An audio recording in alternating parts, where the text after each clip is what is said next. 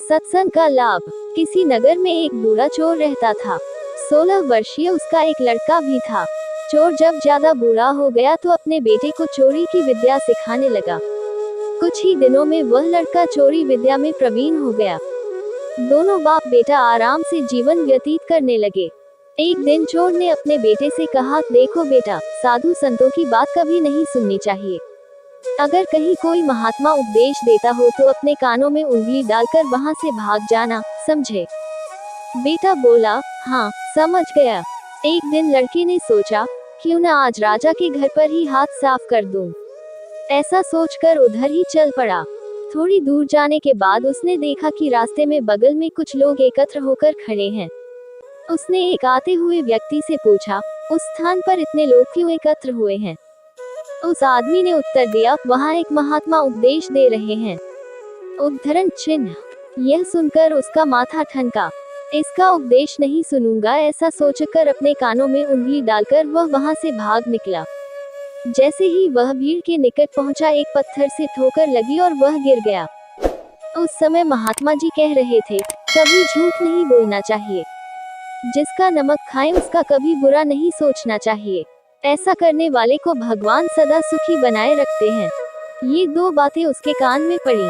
वह झटपट उठा और कान बंद कर राजा के महल की ओर चल दिया। वहां पहुंचकर जैसे ही अंदर जाना चाहा कि उसे वहां बैठे पहरेदार ने टोका, अरे कहाँ जाते हो? तुम कौन हो? उसे महात्मा का उपदेश याद आया, झूठ नहीं बोलना चाहिए। चोर ने सोचा, आज सच ही बोलकर देखें। उसने उत्तर दिया, मैं चोर हूँ, चोरी करने जा रहा हूँ। अच्छा जाओ। उसने सोचा राजमहल का नौकर होगा, मजाक कर रहा है। चोर सच बोलकर राजमहल में प्रवेश कर गया। एक कमरे में घुसा। वहां ढेर सारा पैसा तथा जेवर देख उसका मन खुशी से भर गया। एक थैले में सब धन भर लिया और दूसरे कमरे में घुसा।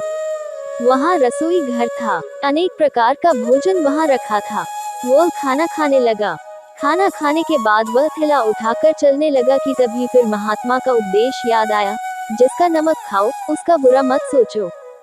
उसने अपने मन में कहा, खाना खाया उसमें नमक भी था, इसका बुरा नहीं सोचना चाहिए। इतना सोचकर थैला वहीं रख वह वापस चल पड़ा। पहरेदार ने फिर पूछा, क्या हुआ, चोरी क्यों नहीं की? देखिए, जिसका नमक खाया है उसका बुरा नहीं सोचना चाहिए। मैंने राजा का नमक खाया है, इसलिए चोरी का माल नहीं लाया।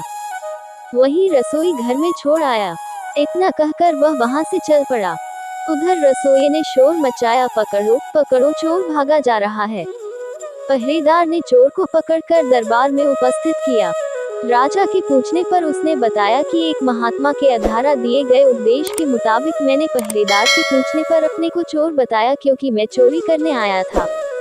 आपका धन चुराया, लेकिन आपका खाना भी खाया जिसमें नमक मिला था। इसीलिए आपके प्रति बुरा व्यवहार नहीं किया और धन छोड़कर भागा। उसके उत्तर पर राजा बहुत खुश हुआ और उसे अपने दरबार में नौकरी दे दी। वह 2-4 दिन घर नहीं गया तो उसके बाप को चिंता हुई कि बेटा पकड़ लिया गया। लेकिन 4 दिन के बाद लड़का आया तो बाप अचंभित रह गया अपने बेटे को अच्छे वस्त्रों में देखकर। लड़का बोला, बापूजी, आप तो कहते थे कि किसी साधु संत की बात मत सुनो, लेकिन मैंने एक महात्मा के 2 शब्द सुने और उसी के मुताबिक काम किया, तो देखिए सच्चाई का फल। सच्चे संत की वाणी में अमृत बरसता है, आवश्यकता तो सिर्फ उसे आचरण में उतारने की है।